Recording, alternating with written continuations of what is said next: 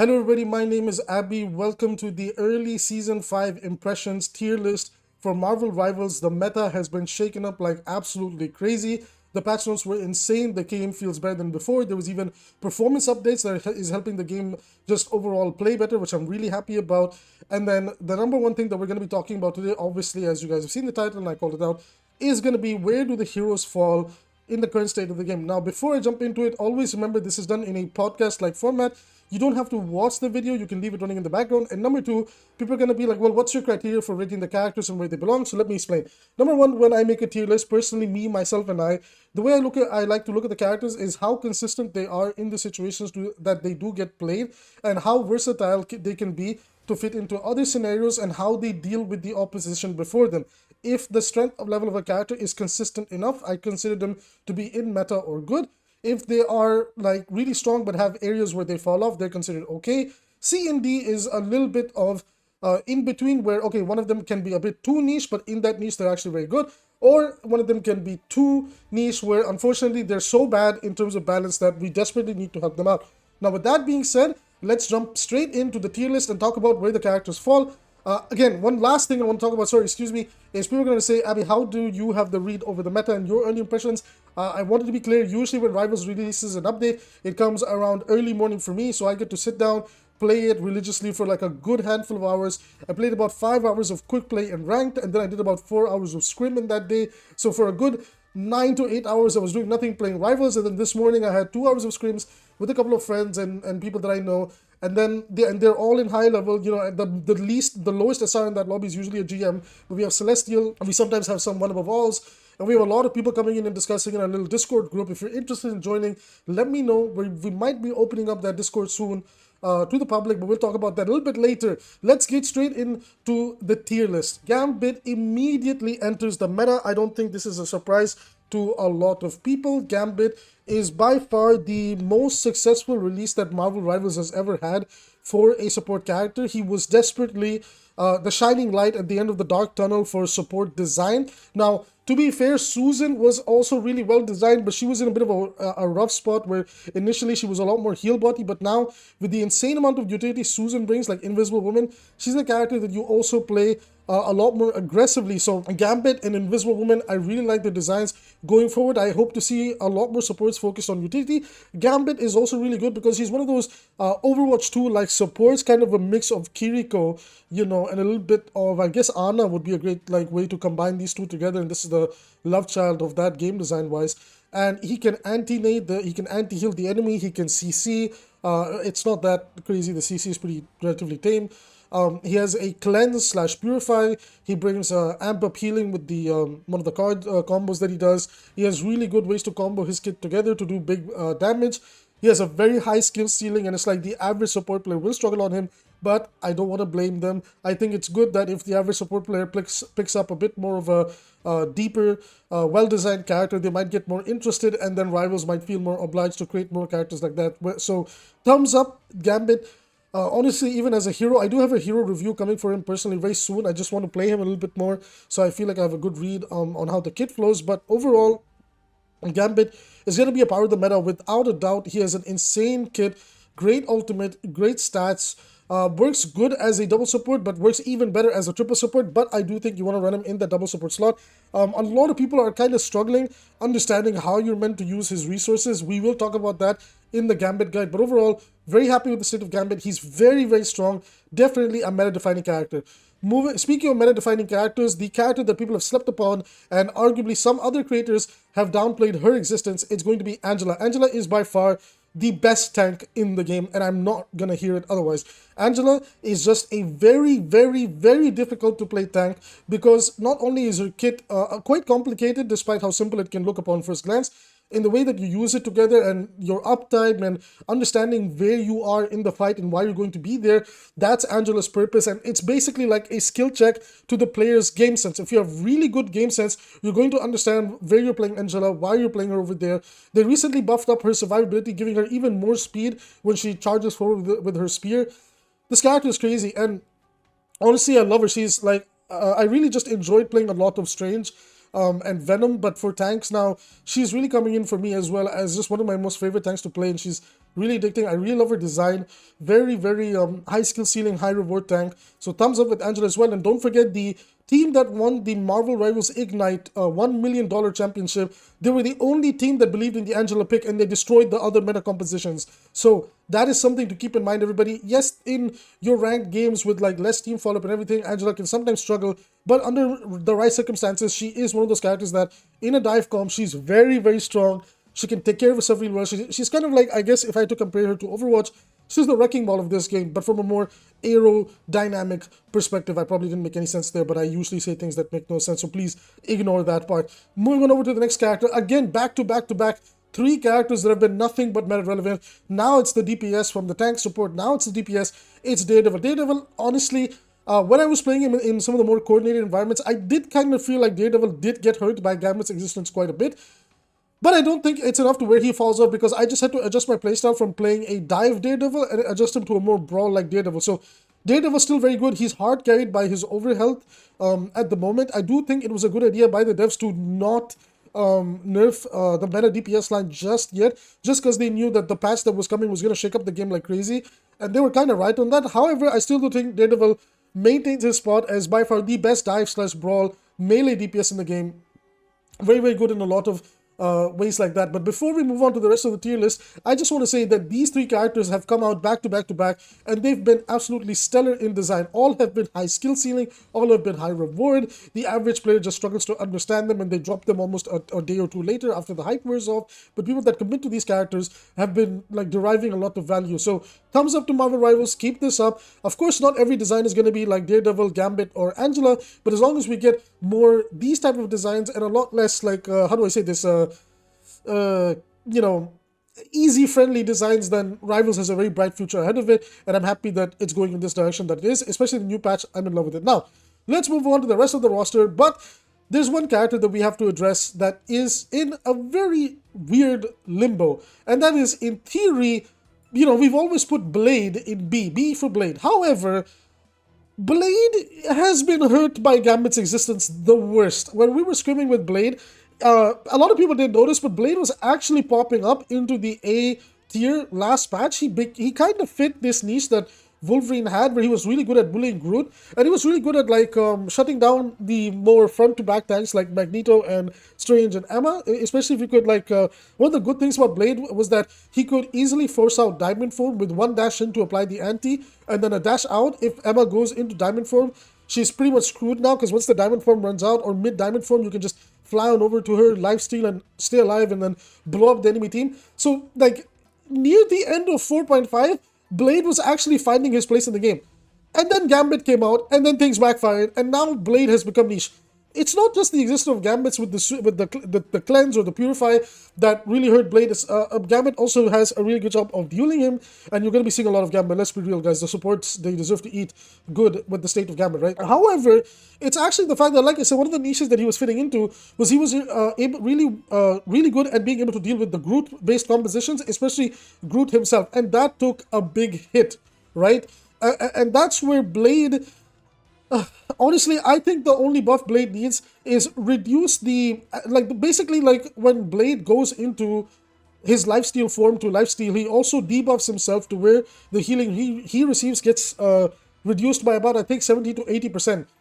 Please turn that down to maximum 50% or 40%. This character can work as a good brawl DPS, melee brawl DPS type style, where with a more emphasis on the frontline aggression.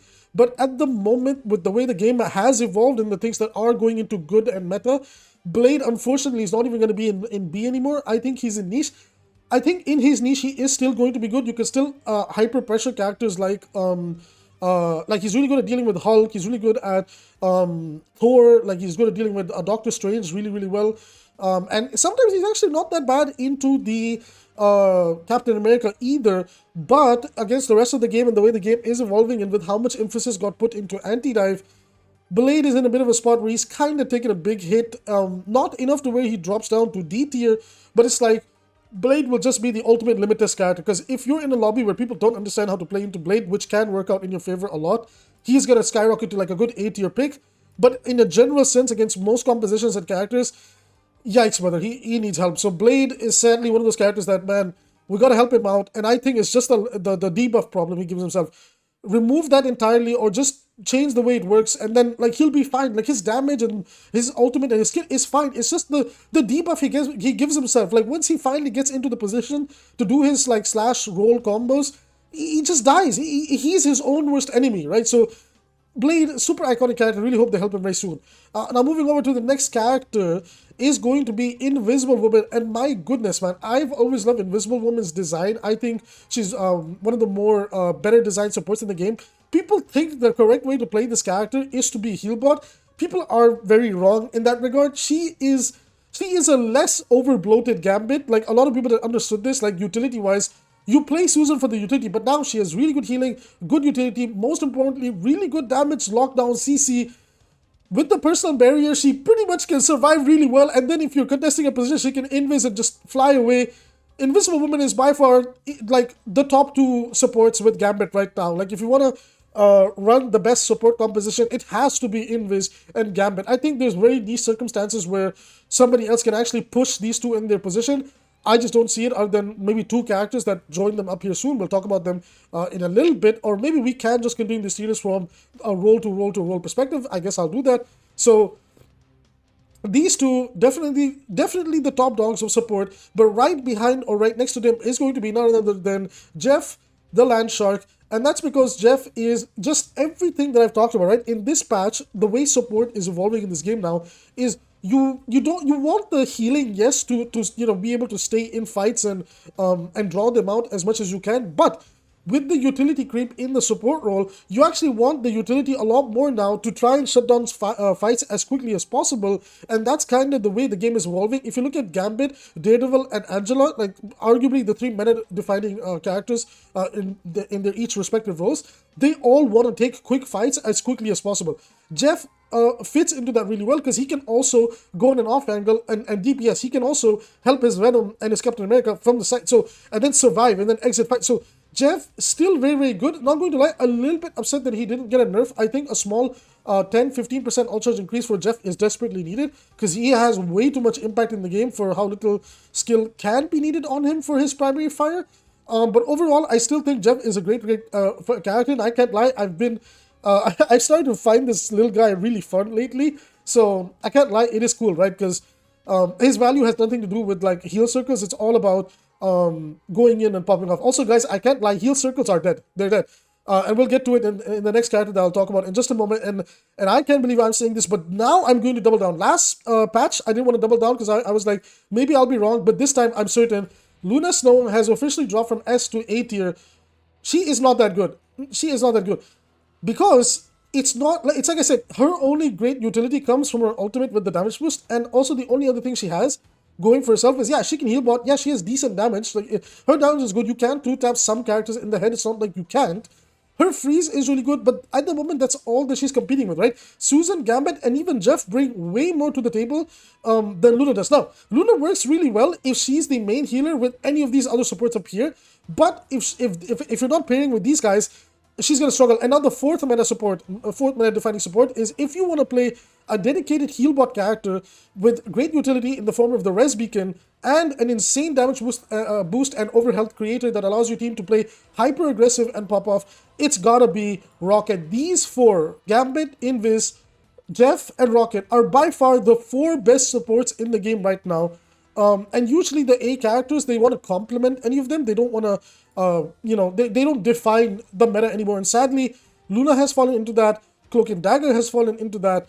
I think I'm missing one more support or 2-3 more supports. But basically, that's kind of what's happened. Now, let's talk about, and this is from a double support perspective, guys. I'm mostly looking at this from a double support perspective. But these next characters I'm going to talk about, they're only going to be discussed from a triple strategist perspective because sadly, they are triple strategist merchants that can only really work in the triple strategist comps. Outside of that, they kind of struggle at the moment.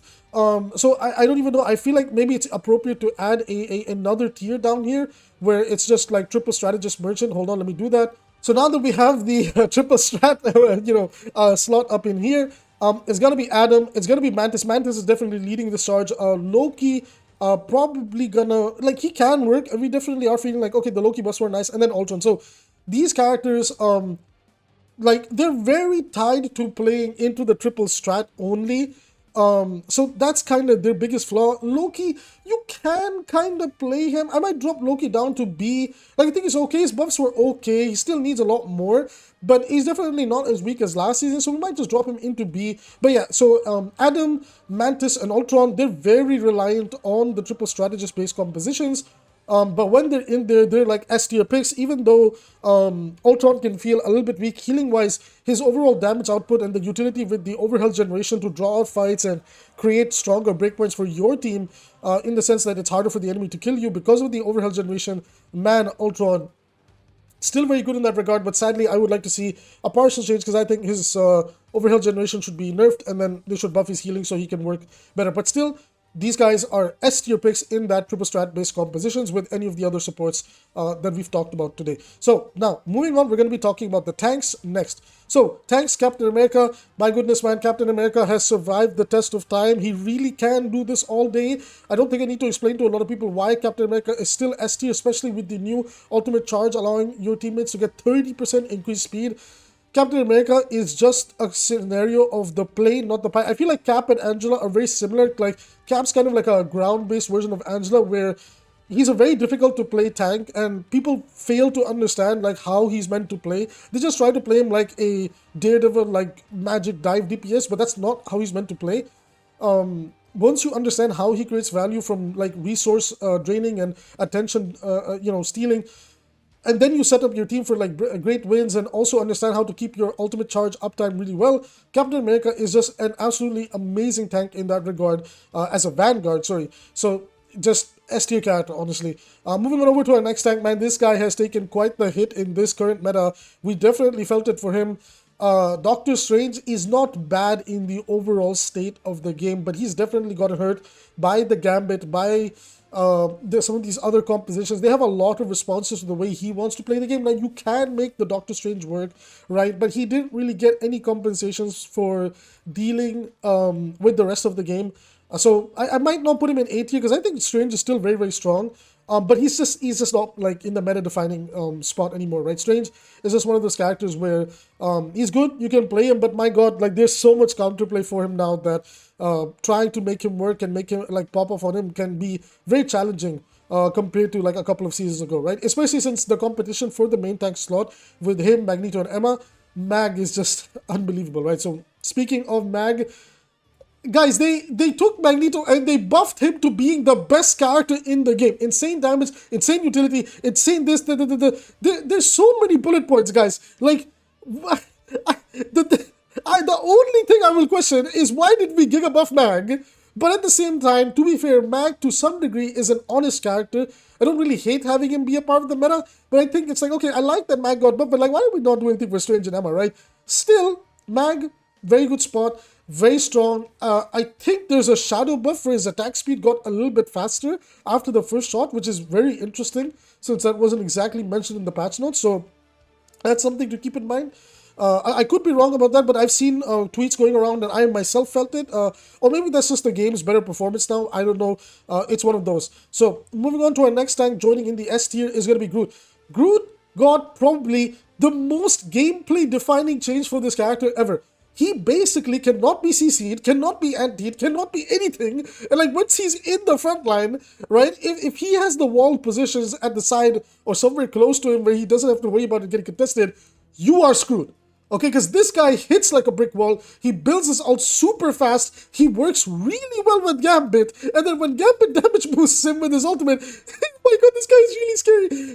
So Groot might be a permaban, guys. Groot and Magneto are probably the top two permaban picks, in my opinion, for that tank slot, right? So do keep a close eye on them.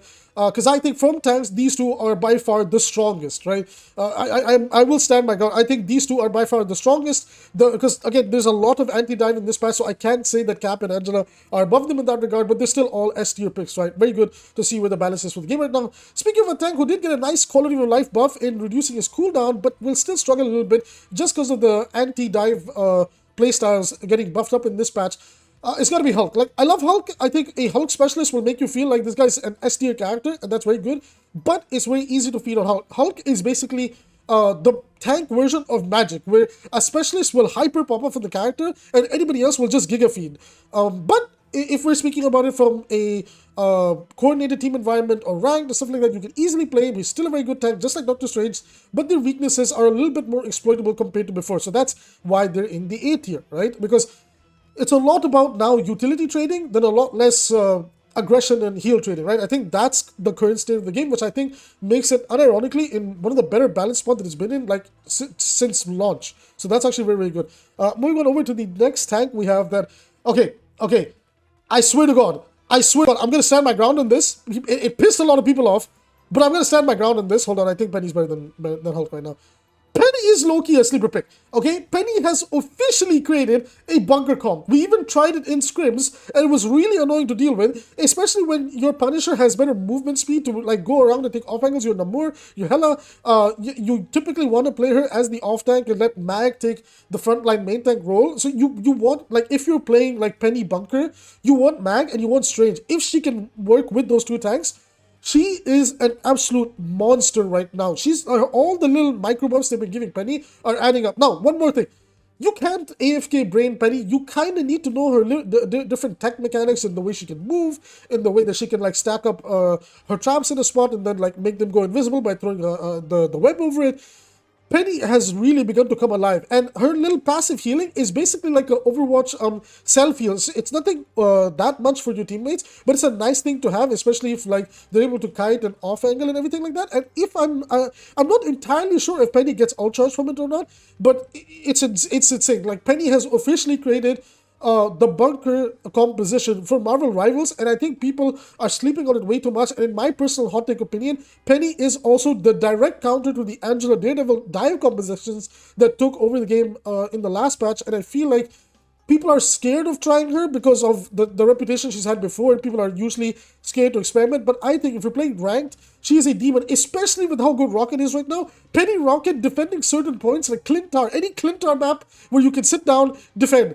Penny has that shit on the floor, bro. She will lock that thing down and make sure you cannot play the game. Especially if you're insisting on playing melee tanks and melee DPS. You will not play the game if Penny is in that position, right? Outside of that, she still has her weaknesses, which is why she's in the A tier, where against a more dedicated poke composition, she kind of falls apart.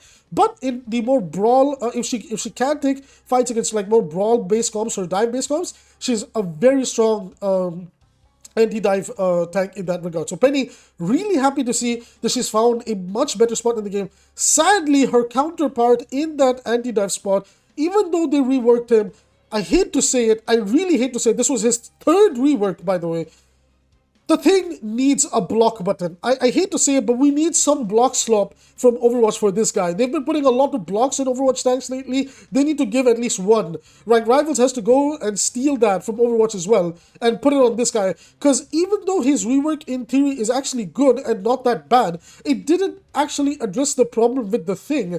And the thing, he kind of reminds me of Roadhog. He's kind of the Roadhog of Marvel Rivals, where he's just a fat DPS. He's really good at dishing out damage, and now he can apply like the vulnerability effect, which is basically this game's Discord Orb, which is again not that bad. So you can play him as a more divey tank. If you got that Venom, Captain America, Angela, you can slot him into that spot. But the niche that he's thriving and where he really wants to thrive is dealing with dives, like shutting down dives. But Penny already is excelling in that spot, and she created the bunker comp from Marvel Rivals. So I just kind of think like the thing he did, like if Penny is more like I can poke and I'm anti-dive, right? The thing is more I can brawl and I'm anti-dive. But the problem with the thing is that like any good poke damage just blows this guy up, and he has a really fat head hitbox as well. Maybe that's something we could address, but personally what I would like to do is this guy doesn't have a reload button.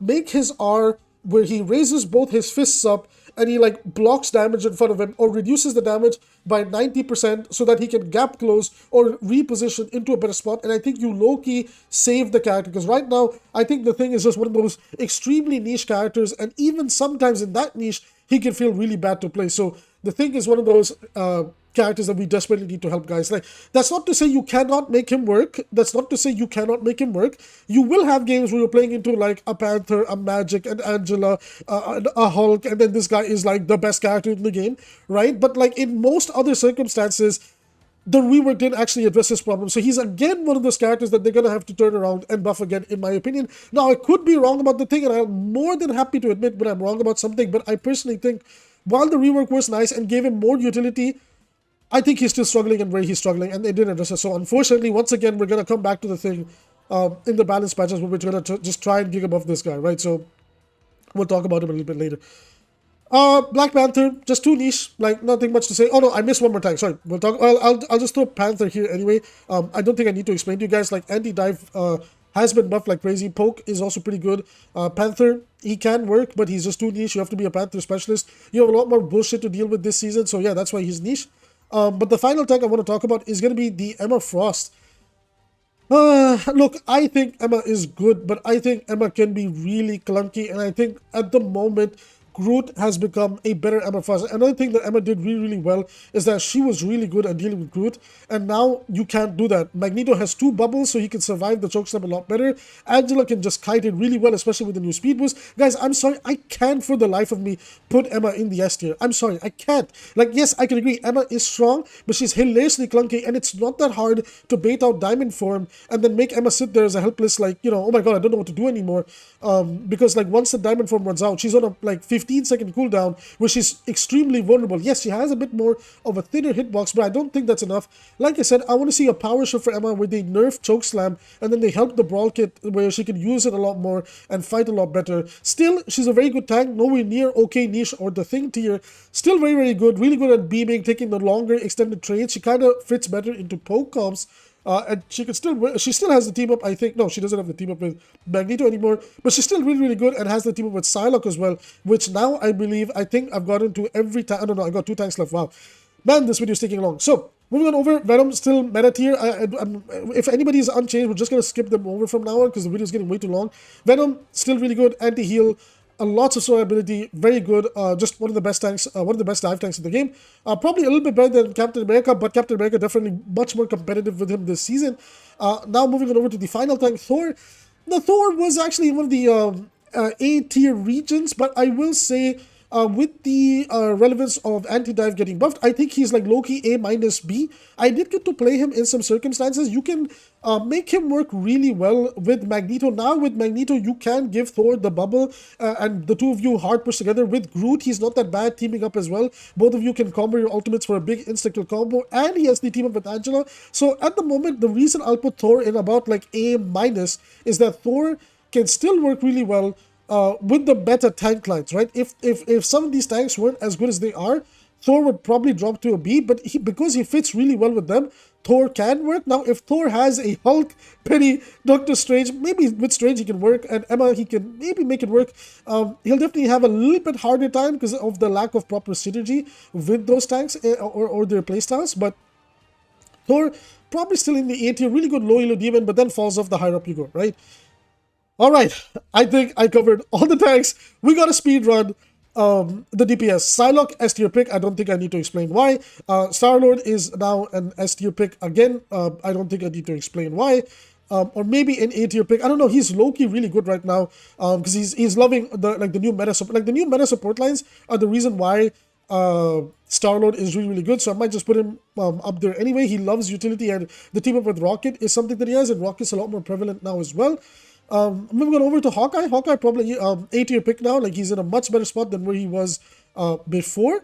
Hela, S tier pick. Do I seriously need to explain for the 5th season in the past 1 year she's been relevant, why she's good?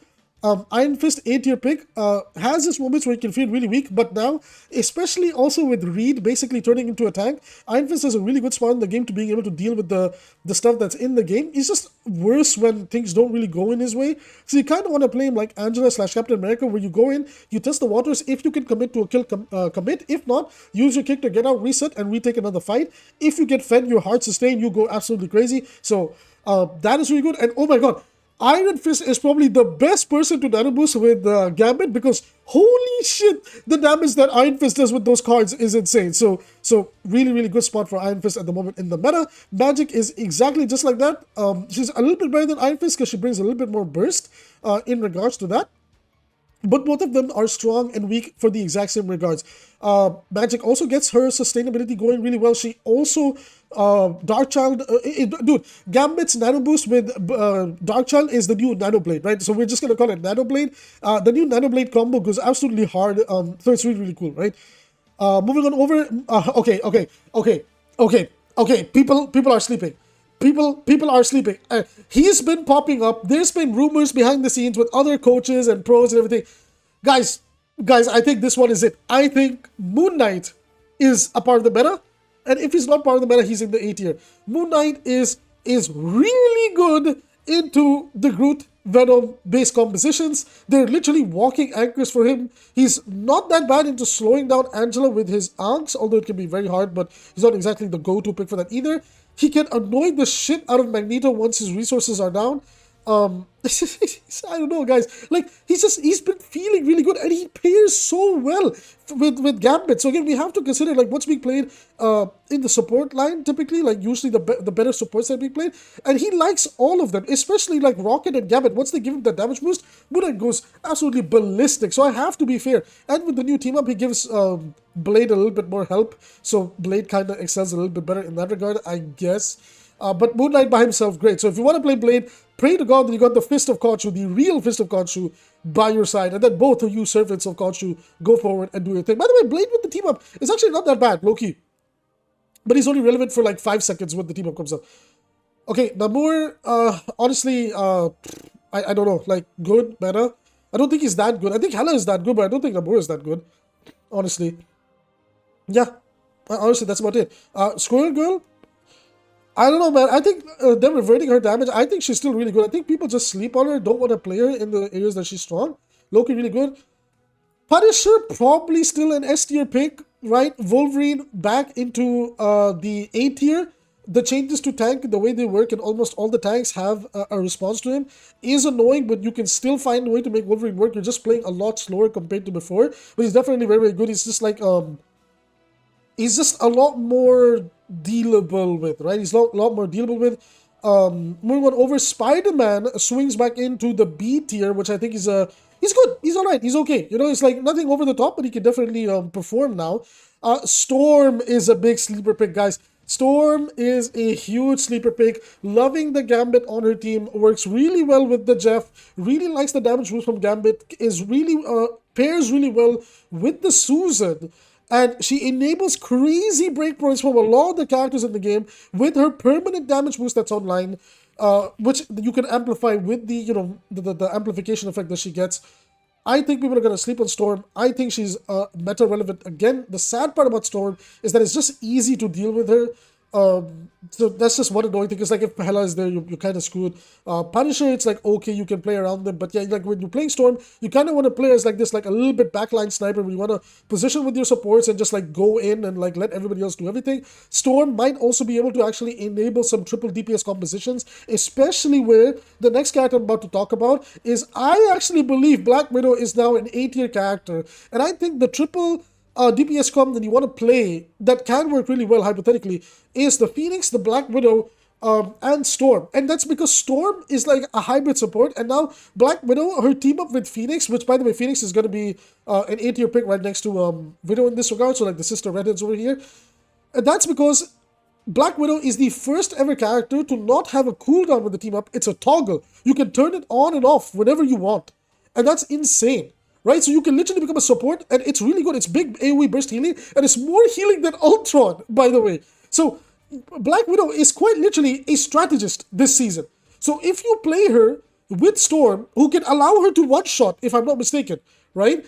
With the damage boost from Storm, you can, against most health pools of the squishies, one-shot in the head, you do get better value from the Gambit, and if Rocket's there, you get the damage from him too. It's really good. So if you're playing like a more poke comp with the long range map, Widow Phoenix is actually a really damn good composition. And Widow was always good. The problem with Widow is like she's hard to play.